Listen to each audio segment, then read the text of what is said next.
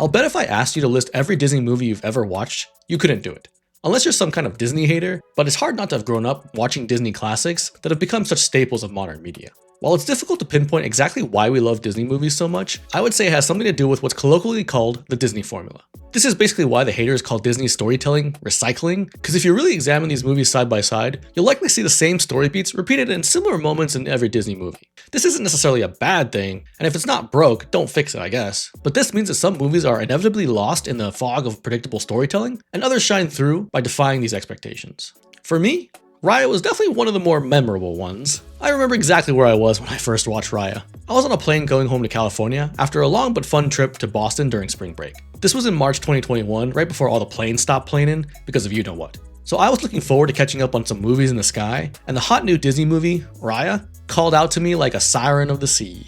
If you didn't know anything about me, I love dragons. Actually, something else you should know about me is that if I start a movie, I'm definitely finishing that movie. But boy, starting from the intro sequence all the way through the movie, it felt like Raya was on a specific, vindictive mission to finish me. As someone who values good storytelling above all else, if you had me choose between actual physical torture and rewatching Raya, I might honestly choose the physical torture over having to live through the psychological pain of having to watch Raya again. I mean, I still had to get this video done, so I did rewatch Raya many times, but I almost died doing it, so you're welcome. And as much as I want to, I can't just chalk it up to Raya's a bad movie and leave it at that. We need to talk about why this is the Disney formula at its worst, and how just copying every single trope that Disney's ever put out there and cobbling them together does not make a good film. Let's start by going over what the Disney formula is. What we are calling the Disney formula usually uses what's known as the hero's journey as the basis for its stories. This usually comes in stages, and they can be broadly categorized into 3 acts: the departure, the initiation, and the return.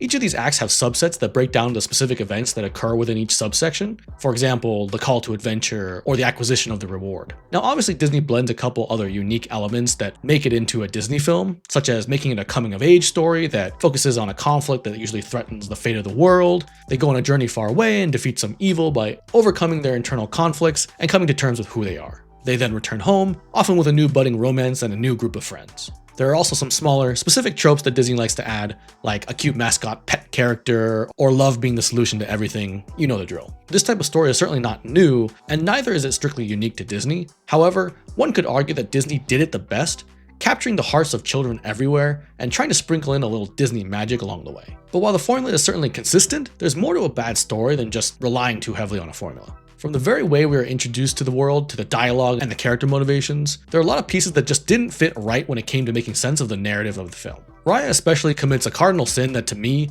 is one of the top crimes a story can commit: narrative contradictions. Narrative contradictions are actions or dialogue that directly go against the actual beliefs or previously discussed truths of the character and are often sloppy ways to propel the story forward to the next part of the story. These are the moments in a story that make you stand up and scream, "What? Why would they do that?" And there are a lot of those moments for me in Raya. As we analyze each phase of the Disney hero journey, I'll be pointing out the ones that bothered me the most and interjecting some other narrative faux pas along the way.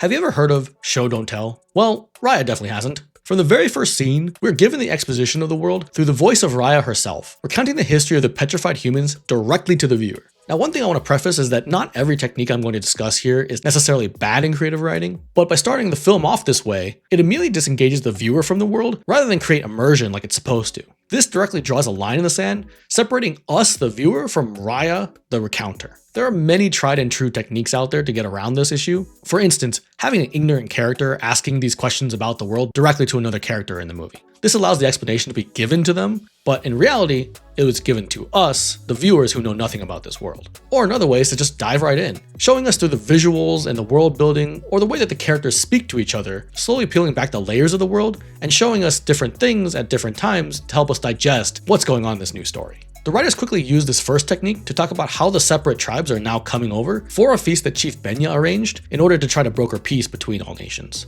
Unfortunately, by this point, there's already too much to process. We just skipped around to 3 different time periods, literally in the first 10 minutes. 500 years ago with the dragons and the original Droon battle, older Raya after some sort of time skip where she's relaying the story to us now, and younger current Raya who is currently being shown in the present tense even though we already have an older Raya giving us the entire story already. I don't know. I'm out here like a cat in a box, not knowing whether I'm dead or alive, or in what year I'm living in, with all this time jumping going on. Even as the exposition continues and Benya gives us the overarching call to action, which is that he wants to make Kumandra whole again. I believe that we can be Kumandra again, but someone has to take the first step. This doesn't match up to the future Raya's statement of trying to fix the world from petrification, which I don't think those two are supposed to be exactly one and the same. Now, multiple calls to action certainly can work if they're used kind of like a stairway towards the climax and the resolution of the film. This can be done by creating a sub-quest that gives us a positive tool towards accomplishing our final goal, possibly by introducing a new negative obstacle that stands between us and our final goal. However, this is definitely not what Raya is doing here, as the point of multiple calls to action is to slowly build up the rising action and lead up to climaxes that make the final battle or confrontation that much more powerful. Instead, this call to action gets lumped into the same solution where saving everyone from being Dr. Stone suddenly means that everyone is happy and harmonious and Kumandra is saved. This is not how dual calls to action should be used, and it simply dilutes each journey to have it done this way. Moving on, as the feast begins, we are introduced to Fang's princess, Namari, who acts as our deuteragonist for the story. After some casual bonding, Raya decides that this random dragon fan should be taken straight to the inner sanctum where the dragon gem is being stored. And surprise twist, Namari betrays her and sets off a signal to our clan, who wants to steal the dragon gem for themselves. Contradiction. After seeing that Raya's first reaction to the clans arriving on their lands was to send out flaming catapults on their asses, I think she'd have a little bit more caution than to lead a girl from Fang directly to the sanctuary. I mean, I know Chief Benya told her to be nice, but let's be honest here. Do you really think that someone like Raya would just switch up that hard? Also, how the hell did Chief Benya and the other clan members get to the cave that fast? I mean, this is not a sped up clip. They literally show everyone in the main hall eating food, and then suddenly they're jumping in through the cave walls. And where did Chief Benya even jump down from? The top of the mountain? Like, what? Please make sense. After the gem is destroyed and the Druun are reawakened, every clan steals a piece of the gem in order to protect themselves, and Benya sacrifices himself so that Raya can live. This ultimately leads to a second set of expository scenes where we see how Raya became an adult after 6 years passed since the dragon gem was destroyed. Contradiction. Not sure why chanting restores Sisu in this scene, but I'm just going to mention that finding Sisu immediately kind of defeats the purpose of how finding Sisu is supposed to be a plot point. I mean, at least give us some non-verbal, visual storytelling where we just see some scenes of Raya trekking through the desert, through the forest, looking for Sisu. At least give us a sense that time has passed in this situation, rather than skipping straight from her as a child to this desert region where she's 6 years older and is at the last river, ready to give up on finding Sisu. Also, I'm sorry, I love Awkwafina as an actor, but I have no idea why they chose her as the dragon here. I mean, they kind of just shoved her into this role and told her to speak like she normally does, and maybe they're doing this on purpose, but she's not even Southeast Asian. I'm not saying that they need to be exclusionary like that, but I don't know if Disney really thought this through or if they were just trying to ride the Awkwafina rage that happened because of Crazy Rich Asians and The Farewell. After Raya catches Sisu up on the state of the world, they then decide to travel together to restore the dragon gem, venturing into the unknown world, trying to save all of Kumandra with Namari hot on their tail. So the first gem piece they discover is in a tailed cave, surrounded by booby traps. After they successfully acquire the gem, Namari confronts them and a fight ensues where they escape off a cliff's edge and join with Boone, the first companion on their journey. Contradiction. Why would the most important weapon against Druun be attached to a skeleton booby trap? Because why not, I guess? I mean, ignore the fact that somebody would have had to literally set up that booby trap after the tail chief holding it had died, since I don't know about you, but I can't set up a trap on my skin and bones body if I still am alive. And I'm pretty sure someone else would have wanted to use the gem, even if it wasn't the chief trying to save himself in a cave there. And the most important thing, I don't understand why Raya thinks Sisu needs to be hidden. Literally the entire movie could have been avoided if Raya just announced that she had found Sisu again. And because of the way that the citizens of the world basically worship the dragons, and especially Sisu for saving them the first time, I don't know why they wouldn't try to help her after they found out that she was working with Sisu, especially if their goal is literally to save everyone from petrification, because I don't know who in that world would not want that to happen. I get that it's supposed to play on the fact that she doesn't trust anyone to use the dragon's power for themselves, but I mean, save the world first before worrying about any of that stuff, right? The rest of the section just turned out to be like a bad Pokemon journey, where we start collecting random companions along the way that don't even add much to the plot as they search for the dragon gems. When Namari catches up to them in Spine, Raya decides to fight her in order to distract them long enough so that the rest of the crew can get away undetected. However, Raya is defeated, and Sisu jumps to her aid, revealing her existence to Namari and the rest of them as they run away. Contradiction. If you've noticed, Raya and Namari actually mostly fight hand-to-hand combat in some of these scenes, despite saying how much they love sword combat at the beginning of the film. This happens as kids and even as adults, here and here.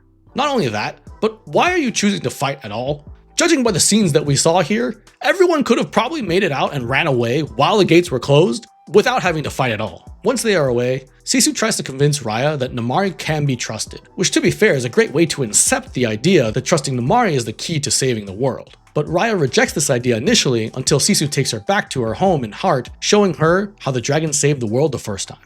At the same time, Namaari returns to Fang, hoping to convince her mom that Sisu could help them save the world, but her mom, the clan leader, decides that they need both Sisu and the gems in order to ensure that Fang is safe in the future, as everyone blames them for the state of the world right now. After Raya puts the first foot forward and Namaari agrees to meet with them, they attempt to assemble the final piece of the gem. However, Sisu is killed after some fumbling around from the two of them, and Namaari saying that she wanted to take Sisu and the gems back for Fang. Contradiction. I have no problem with the whole should we trust her or should we not conundrum that the film presents, but why in the world would Namaari's twitchy trigger finger even be a problem here? Does it make any sense for Namaari to kill Sisu in this situation? Why does Raya think she has to stop Namaari from shooting Sisu? No matter what happens, if Sisu dies, that is terrible for both sides of their argument. To me, Sisu dying here felt very contrived, as if you logically look at the scenes, there's really no reason for that to happen. Finally, the battle we all knew was coming ensues. With Raya losing Sisu and Namaari losing her mother to the Druun, they both ignore that the rest of Fang is being overrun by Druun and decide to duke it out, while the dwindling power of the gems is being used by her companions to try and save the citizens of Fang as best they can, since they are no longer protected by the water that disappears once Sisu is killed. Contradiction. Boone actually shouts here, "Get to the water," as if there was any water left to go to. And are you seriously telling me that the Druun are just ignoring the two girls dueling it out in the middle of the pavilion? Like, come on. Also, what's that logic that Namaari is using against Raya here? She's guilt-tripping her by saying that she didn't trust her and therefore she's also at fault for the situation at hand? I mean, yeah, that's true, but you're the one who literally pulled out the crossbow and told them that you're going to take both the dragon and the gems for yourself. I mean, why would she trust you at this point? In the climax where the gang is all trapped underground and the dragon magic is growing weaker by the second, Raya realizes that the power of the gems comes from trust, and she gives her gem piece to Namaari, asking the others to do the same. Namaari then reassembles the gem, and while it doesn't appear to work at first, it finally saves the entire world from petrification, because this time, humanity fully embodies the value of trust. I have a lot to say on this, so I'll save it for the thematic discussion later in the video, but to me, this scene itself could have been a great one, but the lead up and justifications just made me want to scream at the cheesiness and undeserved emotional impact that they were going for. With the full restoration of the gem, all the dragons return as well, and Sisu is resurrected by her family. All the supporting characters are reunited with their families at home, including Raya, who eventually assembles them all and declares to Benya that they have created Kumandra again. Contradiction. All I'm going to say about this is, once again, how does this make sense? If the writers are going to say that restoring the world somehow made everyone happy and get along with each other, why would this not just have worked as an argument in the first place that avoided the entire journey of the movie from the very beginning? And if working together to save the world wasn't going to be good enough, then at the very least Namaari's mom should not be on board with the whole peace thing, even if the dragons return, because I imagine her desire for power and control would still have caused the same problem, and same with the other clans. So those are the main issues and contradictions I noticed while walking through the movie chronologically. But guess what?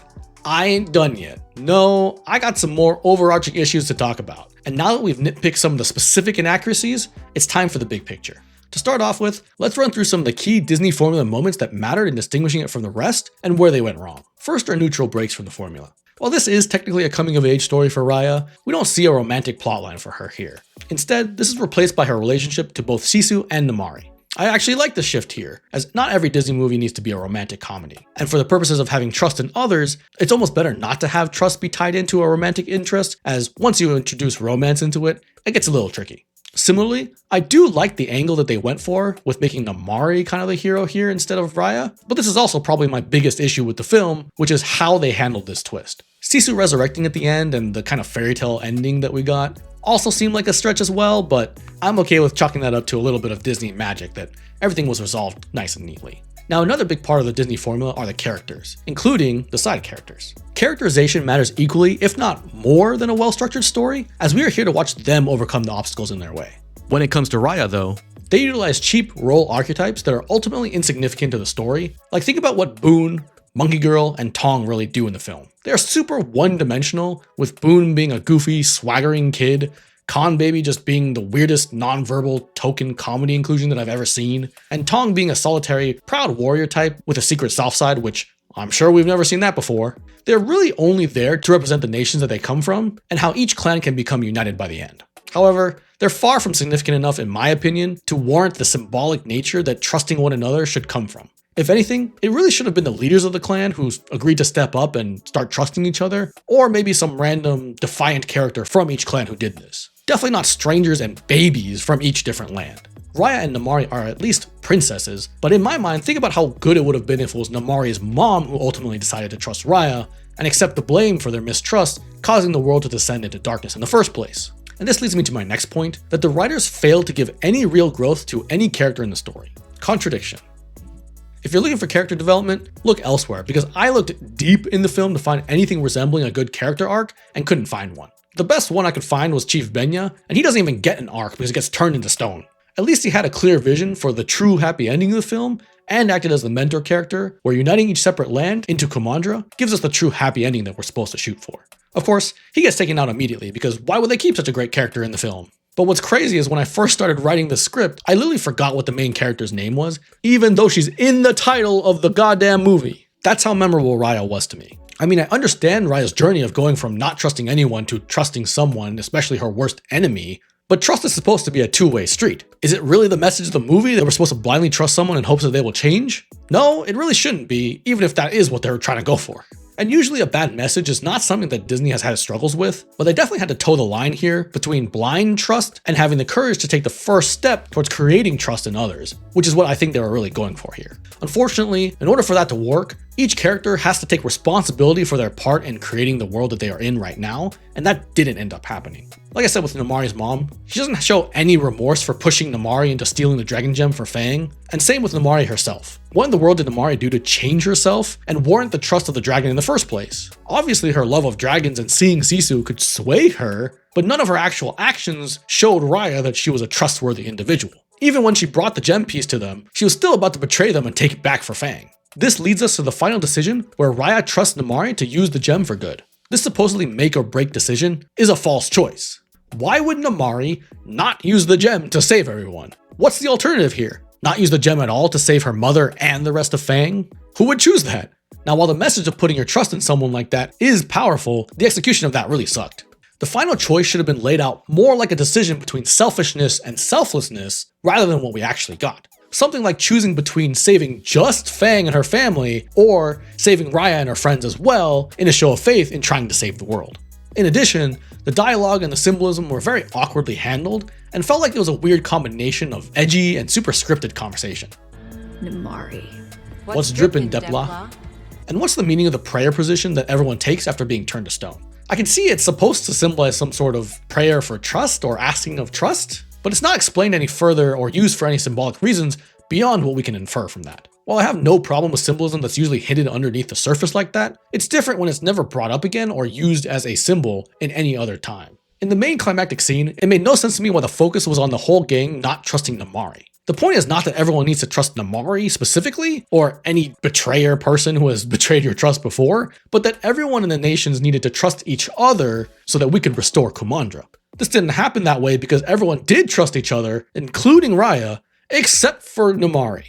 I think it would have worked a lot better if everyone had trust issues, even to each other, including Raya, and so that when they finally decided to give someone the gem, it was not because they trusted one person and not the others, but more so that they finally allowed themselves to trust each other in order to save the world and stop the Druid. Whether the person assembling that gem was Raya or Namaari or anybody should not matter, but in this case they made it very specifically about trusting Namaari instead, and they failed to show that this was a merging of all the clans, making it just trusting someone who used to be untrustworthy, and blindly believing that they'll do the right thing without any evidence. Now usually I don't like trashing on movies for no good reason, because I do highly respect all the effort that goes into creating films and visual storytelling. I'm basically one of those creators myself, and trust me, it's not easy. But unlike Remy from Ratatouille, Raya isn't trying to create something new and special and just happen to fail. It tries to recreate success without actually understanding the soul behind the plot. This is why movies like Frozen are so popular. While it began by following the typical Disney formula, it broke the mold in very key spots, most notably from the shift from romantic love to sibling love saving the day, and the twist of Hans being a villain, not the Prince Charming that they're so used to. This felt so refreshingly new at the time because it subverted our expectations and played on the tropes that we expected all throughout the movie to support these twists. Raya, on the other hand, felt like it deviated away from the formula in all the wrong ways, leaving us just ultimately unsatisfied by the climax of the film without justifying the message it tries to get across. If you're still here listening to me ramble on about all the things that I found wrong with Raya, and for some unimaginable reason this movie is your favorite movie of all time, I'm sorry. Please tell me why you like the movie in the comments, or if you agree with me, why you've now burned every single copy of Raya off your computer in hopes of never having to talk about it again. Thank you all for watching, and keep an eye out for more.